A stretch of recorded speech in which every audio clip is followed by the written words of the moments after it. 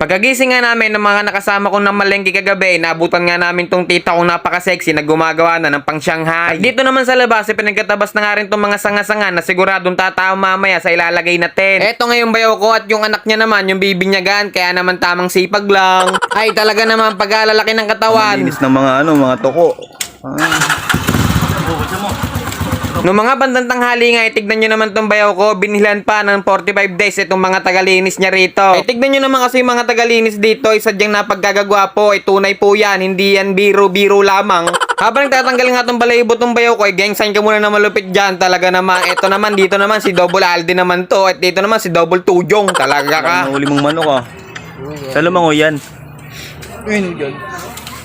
Nagkakaturo pa nga rin ako sino magdadala sa 45 days kapag hindi nga namin nakadadala nito. Madami experience naman ako, hindi naman ganun karunungan. Ako na nang gumanap nito, makakain na, matagal-tagal na pang pakakuluan. Ay isipin nyo, 45 days pero 11 months na, grabe naman pagkakunat na yan. Habang inaayos ko nga itong 45 days, dumating na nga rito yung mga naglalagay ng tent, kaya naman eto na, ilalagay na nga itong tarapal.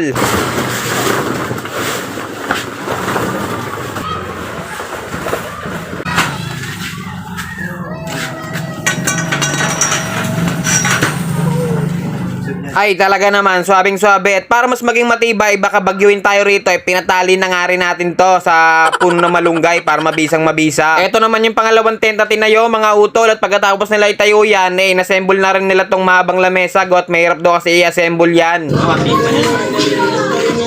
May kabida.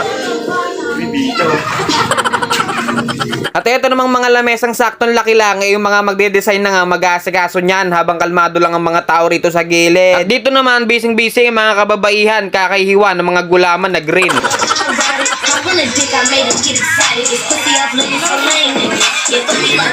Eto naman, ang daming nalalaman na step, ayaw na lang ikabit ang ilaw nang lumiwanag ang buhay. Okay, 1, 2, 3, go!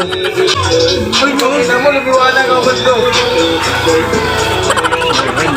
Padilim na nga ng padilim at naghihiwa pa rin itong mga batang are. Pagkasisipag naman kung may time kayo, may labahan dito sa amin, baka naman.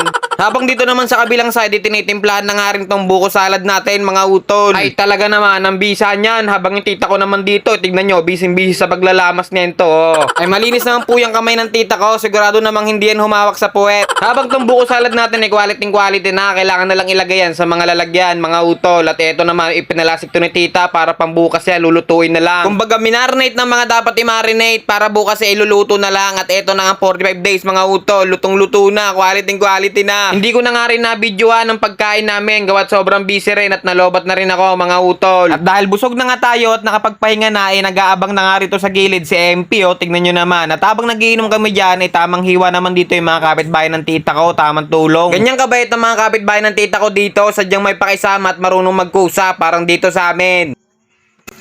Ano, geng. Ay, ang bangis oh.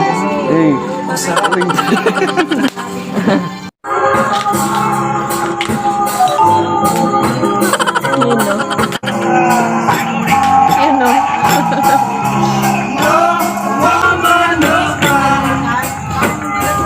Akalain nyo yun, kakalog lang nung Red Horse, MP na naman ang nakatayo dyan. Ay talaga naman, basta itong may hawak oh.